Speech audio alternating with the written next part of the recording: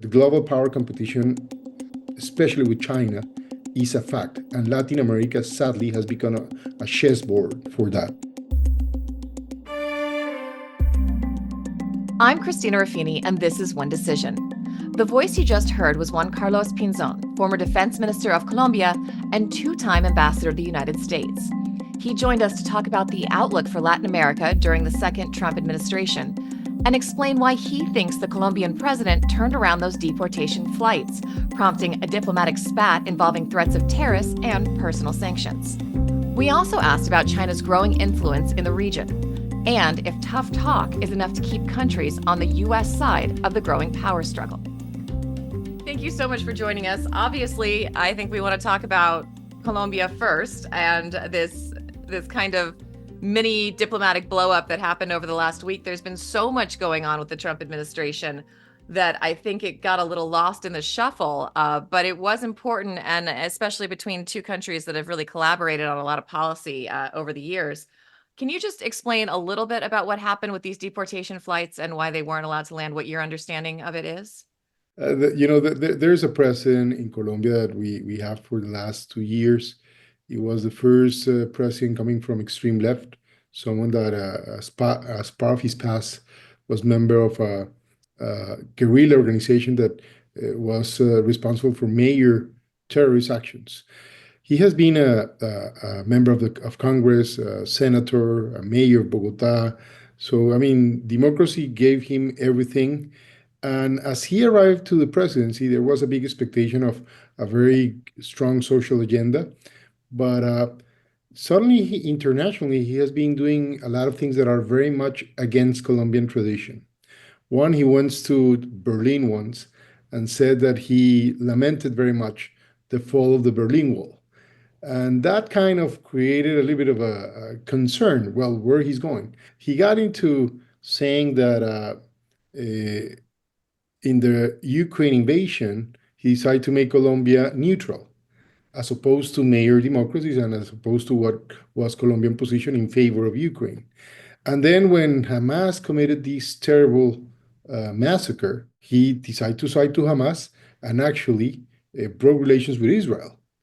And later on, sided somehow with Hezbollah and Iran in his comments. More recently in Latin America, he has not condemned the fraud that was made by Maduro in Venezuela.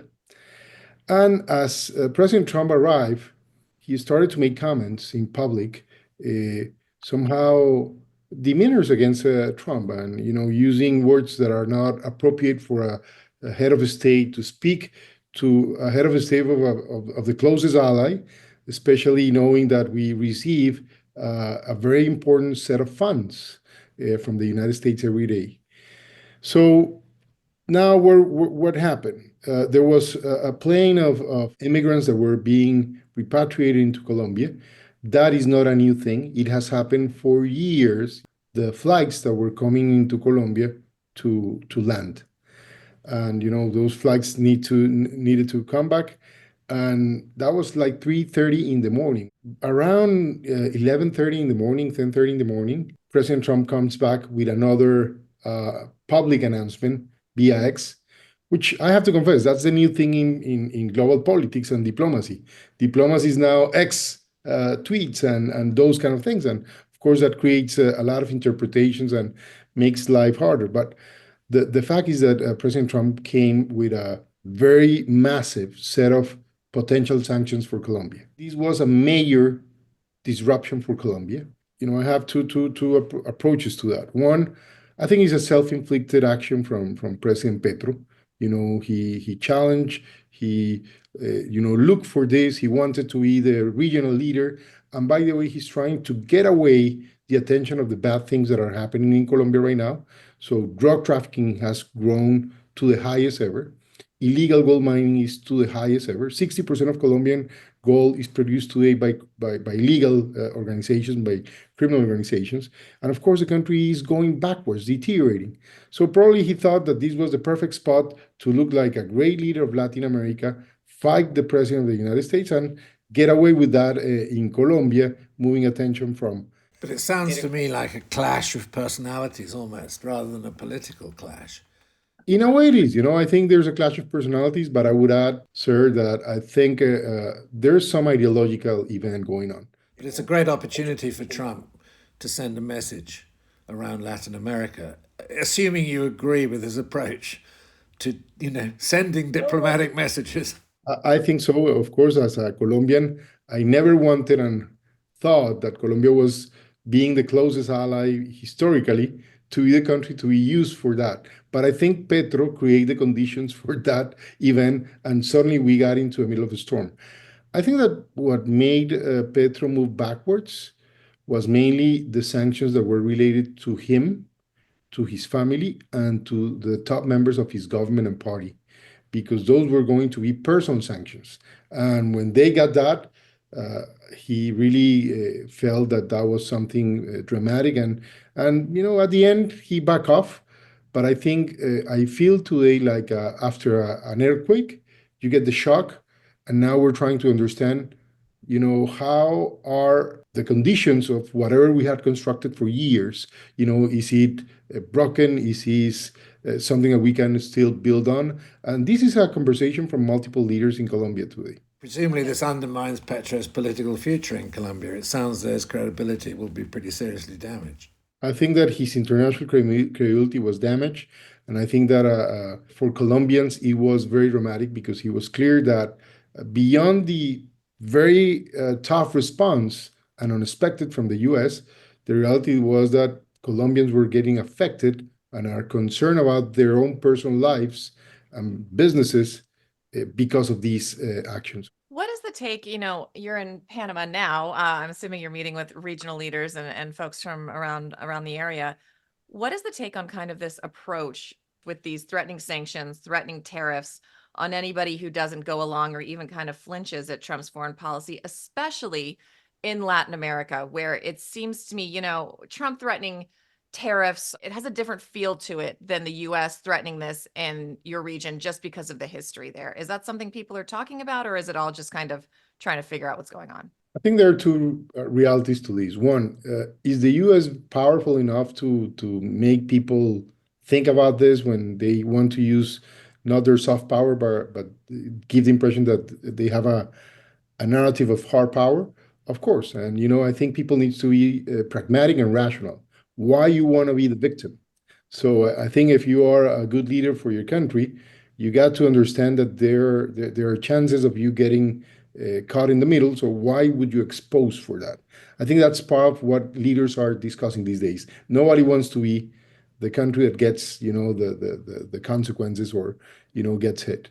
If you put it in terms of global politics and global power competition and international system, it's quite new in the sense that for years the United States was the country that was promoting with the Western democracies the idea of a balanced international system based on rules, based on a global order, and this is a little bit different. But I guess it invites to pragmatism from countries on one side, and second, I would not even underestimate whatever is going on first domestically in the U.S. There's a major divide in the U.S. these days. So everybody that relates to the U.S. needs to understand that and learn how not to get in the middle. That's one thing. And second, that I foresee is that the global power competition, especially with China, is a fact. And Latin America, sadly, has become a chessboard for that. And I think part of the reason why Latin America is a chessboard, there are multiple reasons, but one that I foresee is that some extreme left governments have come to power. And as we thought they were more rational and they were trying to be modern, some of them still keep this resentment of the 70s and 60s, in which, the empire of the United States is like the cause of the problems, which is not true at the end, but, it's a very positive narrative, especially for leaders that are not being successful, to find, someone else to be responsible. But in that process, there's something else going on. Organized crime is increasing its presence in Latin America. And organized crime is making two kinds of crimes that are specifically important for current politics in the US. One is drug trafficking, both from fentanyl in Mexico and cocaine in Colombia, is at the highest ever. And that is creating disruption of territorial control in multiple countries, Honduras, Mexico, Venezuela, Colombia, Ecuador, etc. Second, the crime of human trafficking, that for the United States is the whole immigration challenge that is very sensitive for domestic US politics, but that for the case of Latin America, I would see it in a different way.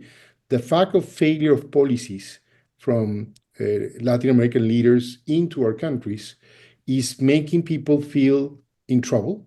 And that's why, because they feel there are not enough economic opportunities or jobs, and security is becoming an issue in many countries, they rather go to the United States. And that's a little bit of the mix. But behind that is a China appearing to be funding more and more infrastructure projects, becoming more vocal. So it's kind of the new realities that we have to all figure out and understand. Ambassador, when I was in office, well, I went to Colombia several times.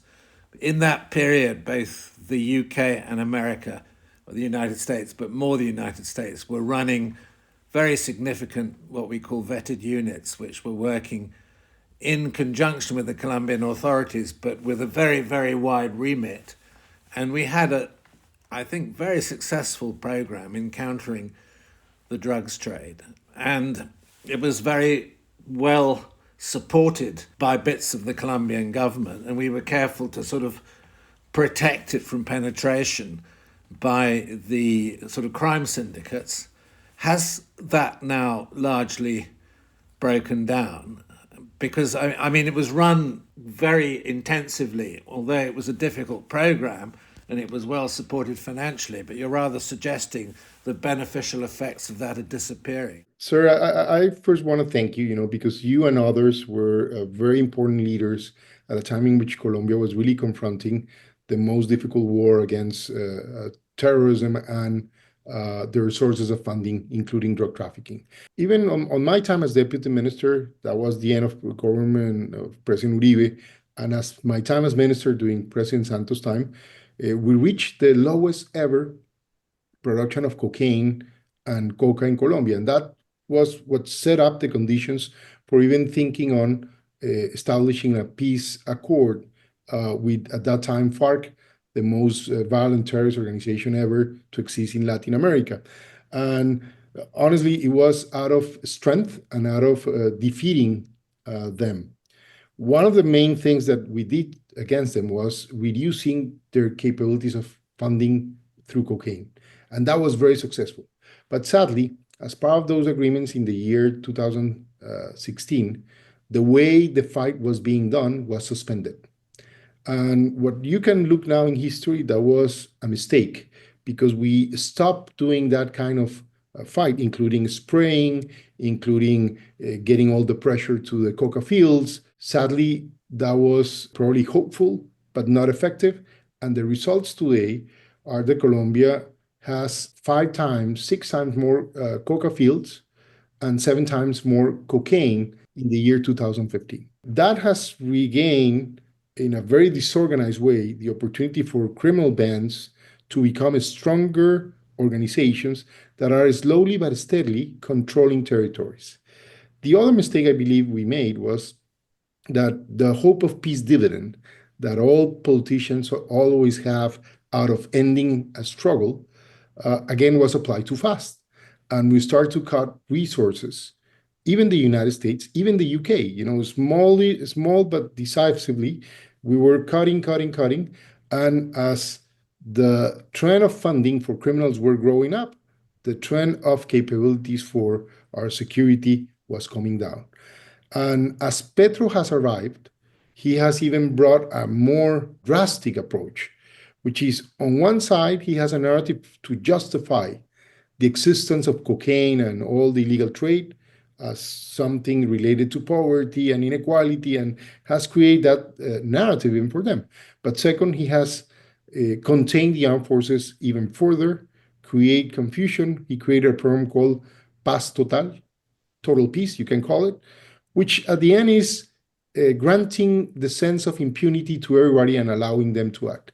So we are really in trouble right now. But as I'm speaking this, think about Mexico.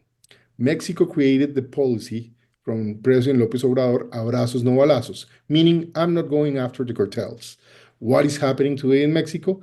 That is a real federal republic now, because there are multiple states that are fully run by the cartels, and they are fighting among them. So the level of confusion is big.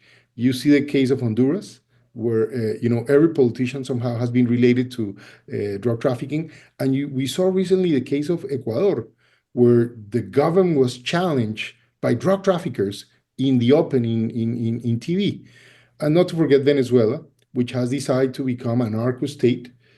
Part of their funding is related to allowing cocaine and gold and cobalt to get through their lines and get exported at the end to places like Turkey or Iran or other destinations that are somehow related to rogue realities. We got here for, in my opinion, bad decisions.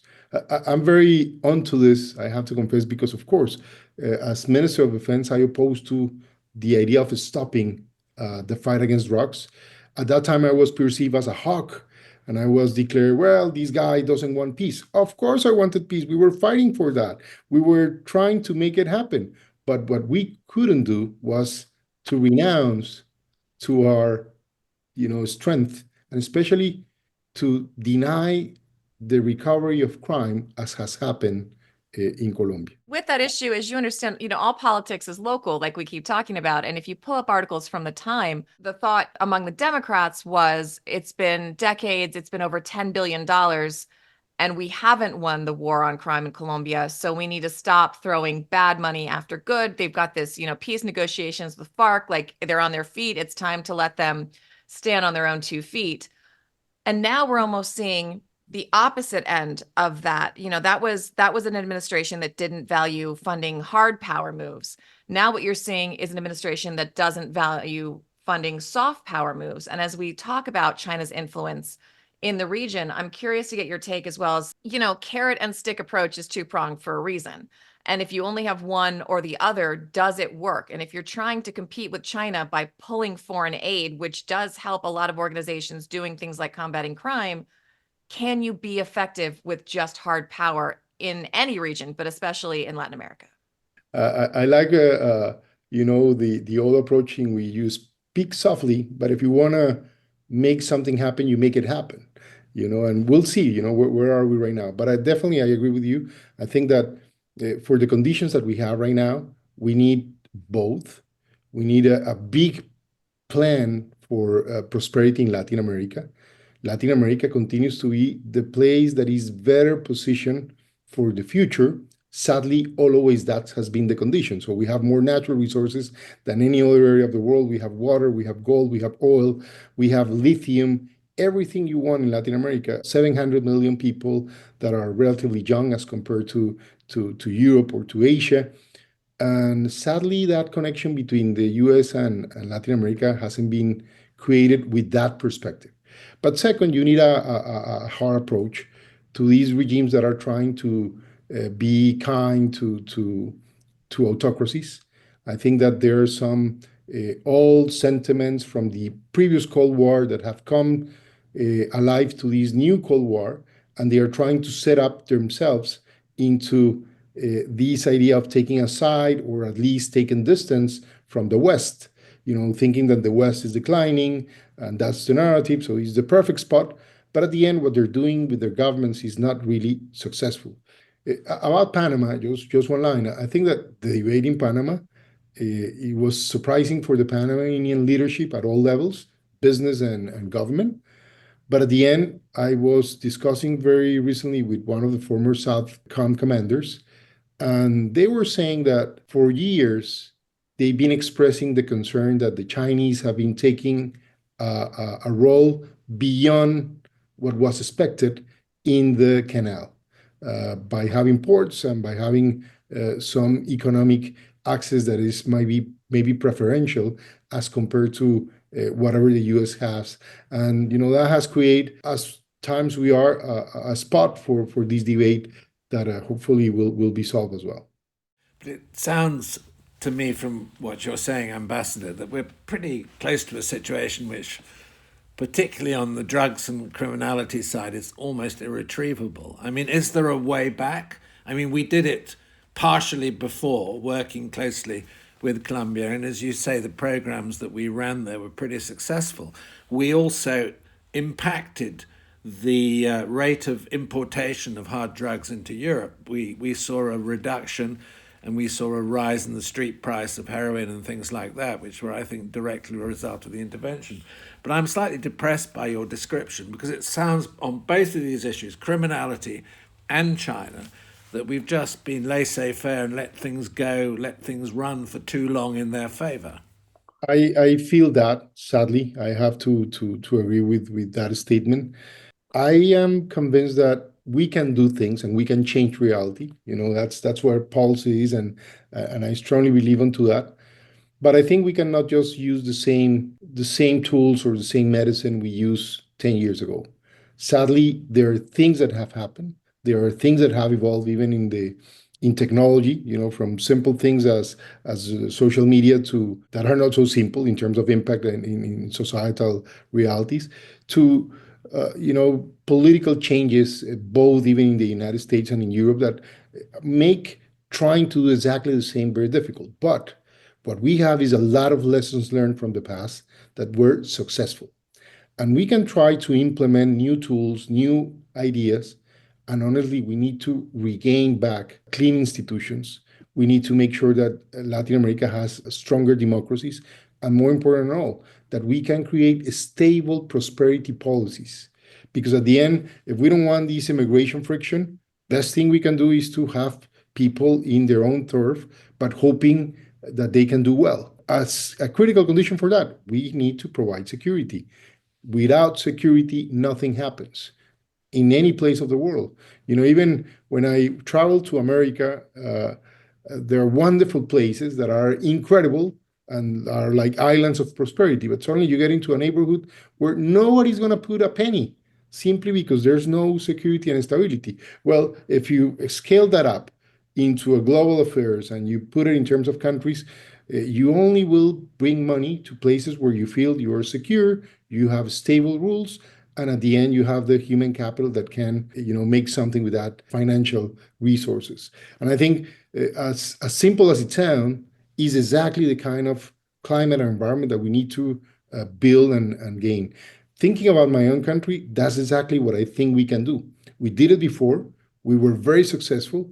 We made mistakes. We got to learn from those mistakes. And now we got to move forward. One mistake I think we learn is hope is not a method. Definitely, because you want peace and you feel that the joy of peace is coming, you cannot stop doing the things that you're doing well.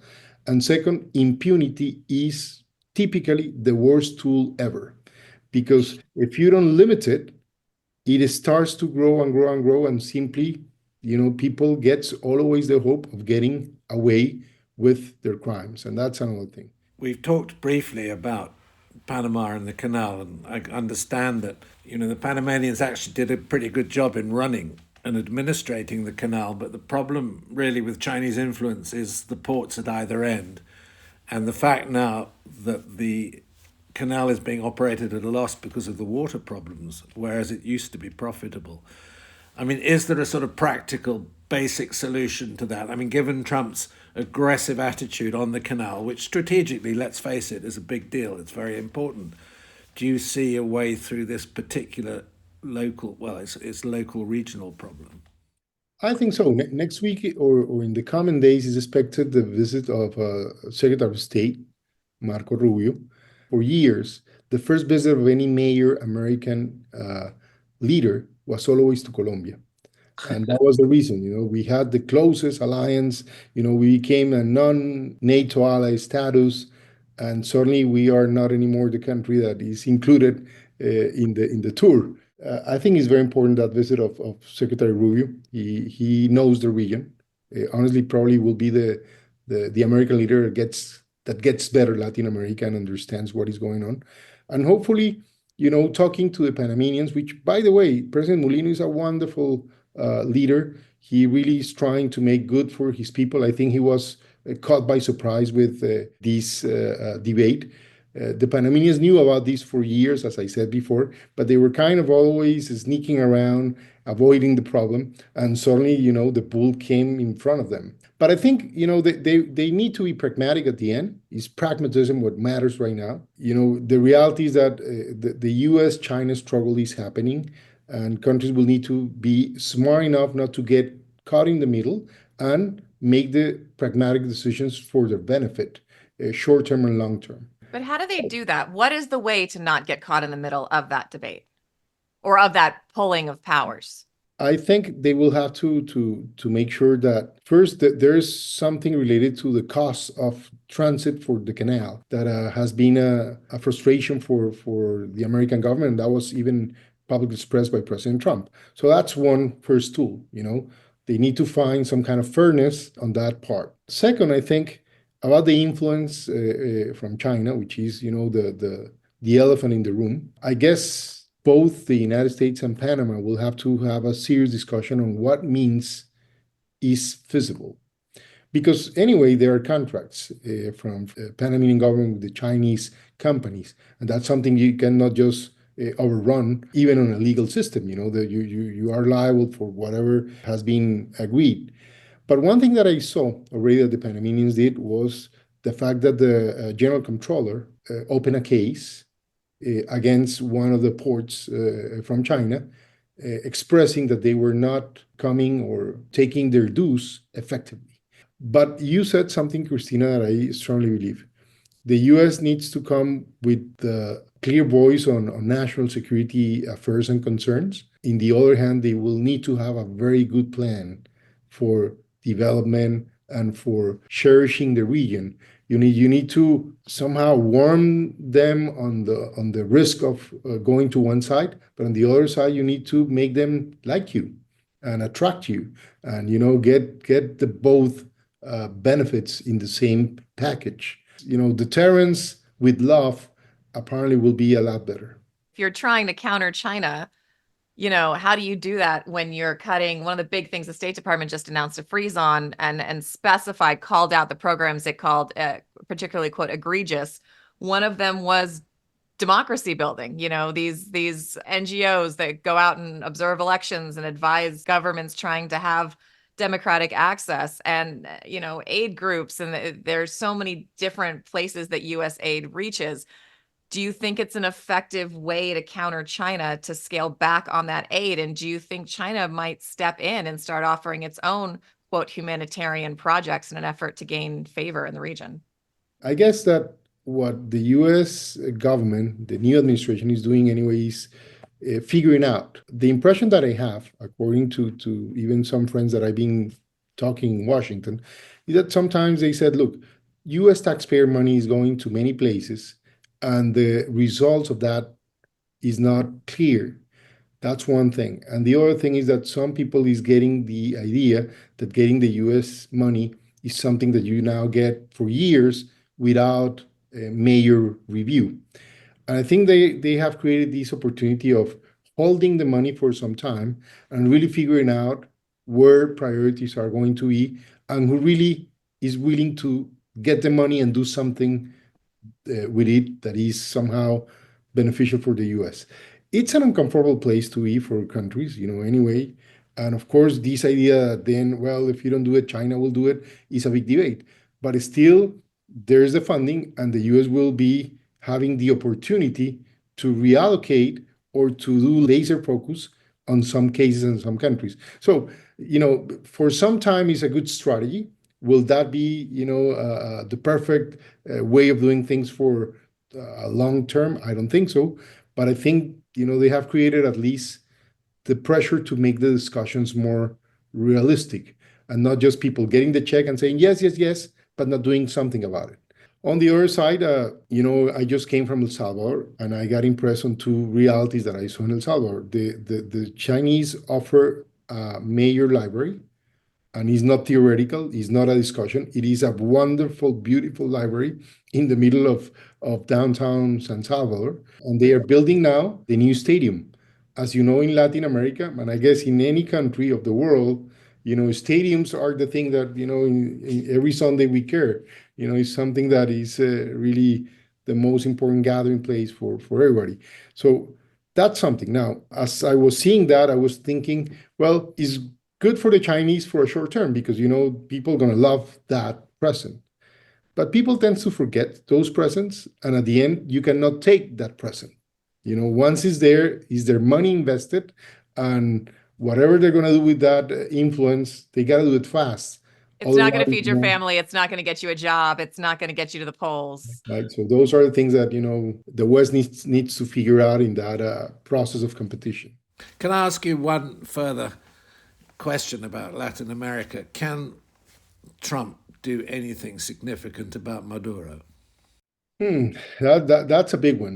I think Maduro is this somehow bad apple that is contaminating the region. His presence invites, as I explained in the case of Colombia, to impunity.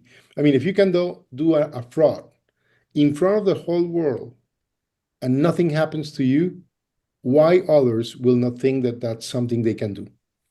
And that to me is a thing that I believe it needs to be addressed.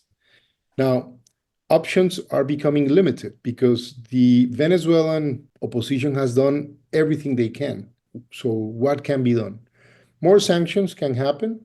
Again, what put Maduro in a tough condition 5-6 years ago were those oil sanctions that really create them a major stress.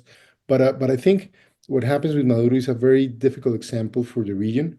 And worst of all, those kind of regimes in agreement with other regimes, they don't stop trying to hold power.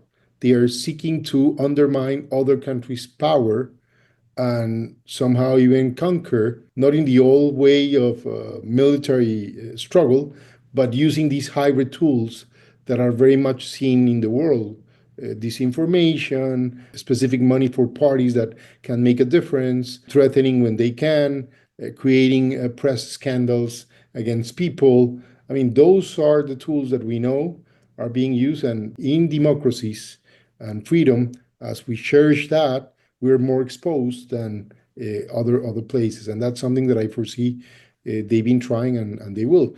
And in my own country, in Colombia, that, I would say, bromance between Petro and Maduro is something that worries us very much because, of course, for them, keeping Colombia aside of the game, I'm speaking on Maduro, is the perfect spot.